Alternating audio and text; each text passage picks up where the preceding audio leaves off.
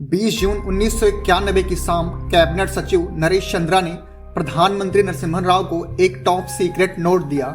Note पढ़ते ही राव के होश उड़ गए। उन्होंने पूछा, क्या हालात इतने बुरे हैं? नरेश चंद्रा बोले, सर इससे भी ज्यादा खराब हैं। भारत के विदेशी मुद्रा भंडार से सिर्फ 2 हफ्ते के आयात का खर्च और उठाया जा सकता था। मंडल आयोग के खिलाफ जन आक्रोश और राजनीतिक अस्थिरता ने अर्थव्यवस्था को पूरी तरह हिला दिया था। सवाल था, क्या भारत इस संकट से उबर पाएगा या पूरी तरह डूब जाएगा? ऐसे में वित्त मंत्री कौन बनेगा, यह बड़ा सवाल था।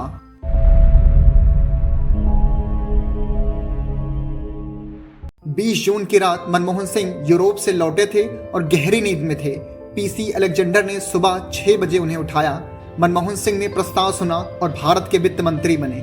वित्त मंत्री के रूप में अपने पहले भाषण में उन्होंने आर्थिक सुधारों के संदर्भ में कहा, इस दुनिया में कोई ताकत उस विचार को नहीं रोक सकती जिसका समय आ गया है। मनमोहन सिंह का जन्म 26 सितंबर 1932 को अविभाजित भारत के पंजाब प्रांत में हुआ था। उनके पिता गुरमुख सिंह और उनकी माता अमृत कौर थीं। बचपन में ही मां का निधन हो गया और उनका पालन पोषण उनकी दादी और दादा ने किया। गांव में लालटेन की रोशनी में पढ़ाई की। पिता चाहते थे कि वे डॉक्टर बने, इसीलिए प्री मेडिकल कोर्स में दाखिला लिया। हालांकि कुछ महीनों के बाद ही उन्होंने कोर्स छोड़ दिया। डॉक्टर सिंह की शादी 1958 में श्रीमती गुरशरण कौर से हुई थी। उनकी 3 बेटियां भी हैं। मनमोहन सिंह को शेरों और शायरियों का बहुत शौक था। सरफरोशी की तमन्ना अब हमारे दिल में है, देखना है जोर कितना बाजुए बातल में है। माना कि तेरी दीद के काबिल नहीं हूँ मैं, तू मेरा शौक तो देख, मेरा इंतजार देख। मनमोहन सिंह की शुरुआती पढ़ाई उर्दू माध्यम के स्कूल से हुई। आगे की पढ़ाई उन्होंने पेशावर के एक उच्च प्राथमिक विद्यालय से की, लेकिन विभाजन के बाद उनका परिवार पाकिस्तान से भारत आ गया और अमृतसर में बस गया। 1952 में पंजाब यूनिवर्सिटी से इकोनॉमिक्स में बैचलर्स और 1954 में मास्टर्स करने के बाद मनमोहन सिंह ब्रिटेन की कैम्ब्रिज यूनिवर्सिटी में पढ़ने चले गए। 1957 में उन्होंने इकोनॉमिक्स में फर्स्ट क्लास से ऑनर्स की डिग्री प्राप्त की। इसके बाद वह भारत लौट आए और पंजाब यूनिवर्सिटी में पढ़ाने लग गए, लेकिन ज्ञान की प्यास ने उन्हें 1962 में फिर ऑक्सफोर्ड खींच लाई, जहां उन्होंने न्यूफील्ड कॉलेज से डीफिल की डिग्री हासिल की। पढ़ाई के सफर ने एक छोटे से गाँव के लड़के को दुनिया के सबसे बड़े अर्थशास्त्रियों में खड़ा कर दिया। कम ही लोग जानते हैं कि मनमोहन सिंह ने दिल्ली स्कूल ऑफ इकोनॉमिक्स में अंतर्राष्ट्रीय व्यापार भी पढ़ाया है। छात्रों को शायद ही अंदाजा रहा होगा कि उनका टीचर एक दिन भारत की अर्थव्यवस्था का गुरु बनेगा। 1966 में संयुक्त राष्ट्र में पहली बार कदम रखा और आर्थिक मामलों के अधिकारी बने। एक भारतीय अर्थशास्त्री का नाम वैश्विक मंच पर चमकने लगा। 1972 में भारत लौटे और मुख्य आर्थिक सलाहकार की कुर्सी संभाली। 1982 में भारतीय रिजर्व बैंक के गवर्नर बने। इस दौरान उन्होंने बैंकिंग सिस्टम में बड़े सुधार किए। 1985 में योजना आयोग के प्रमुख बने और भारत के विकास की योजनाओं को कागज से जमीन पर उतारने का काम किया। 2014 में योजना आयोग का नाम बदलकर नीति आयोग कर दिया गया।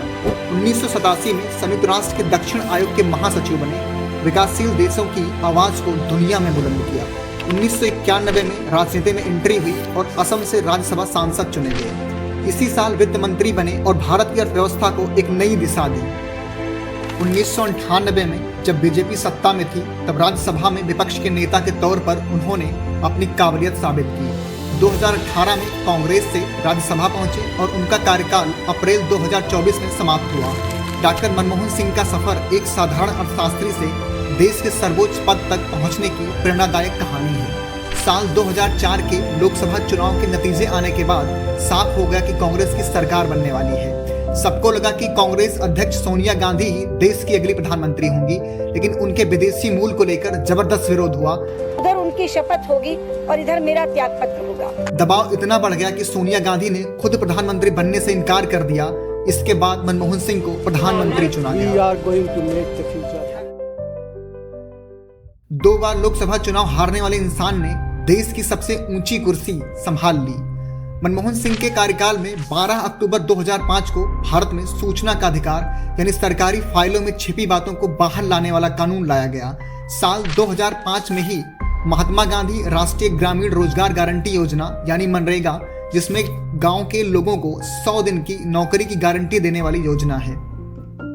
इससे न सिर्फ गांव से शहर की ओर पलायन रुका बल्कि लाखों परिवार को रोजगार मिला।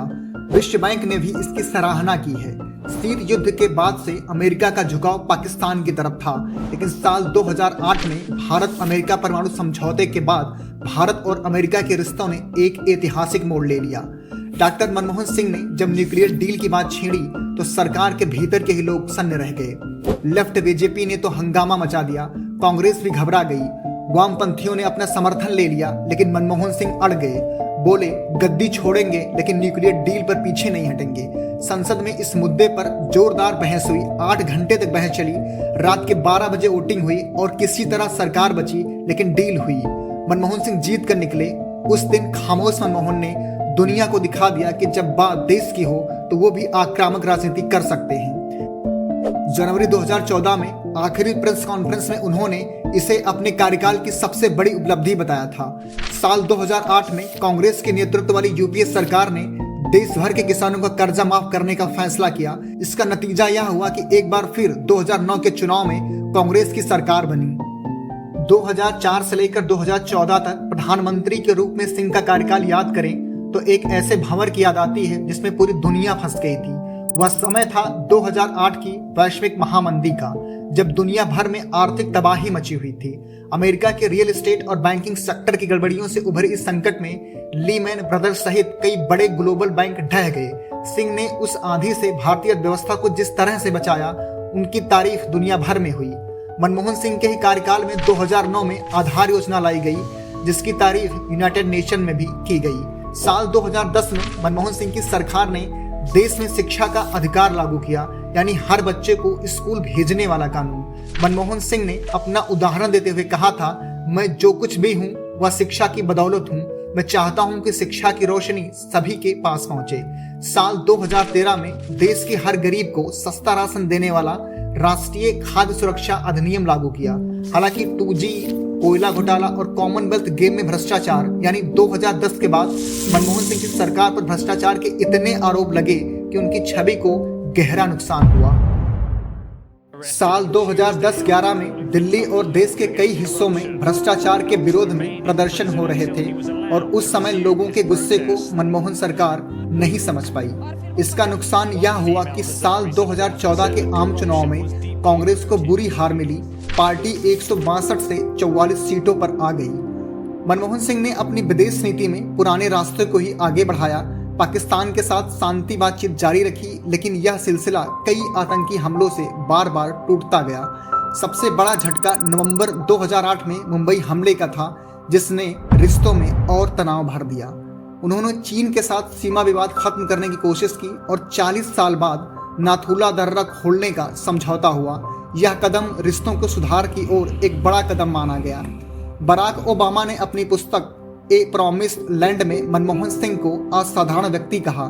मेरी नज़र में मनमोहन सिंह एक बुद्धिमान राजनीतिज्ञ और वैचारिक रूप से ईमानदार व्यक्ति हैं। 2010 में टोरंटो के G20 शिखर सम्मेलन में ओबामा ने कहा था, मनमोहन सिंह ने न सिर्फ भारत को बल्कि पूरी दुनिया को बेहतरीन लीडरशिप दिया है और जब वो बोलते हैं तो पूरी दुनिया उनको सुनती है।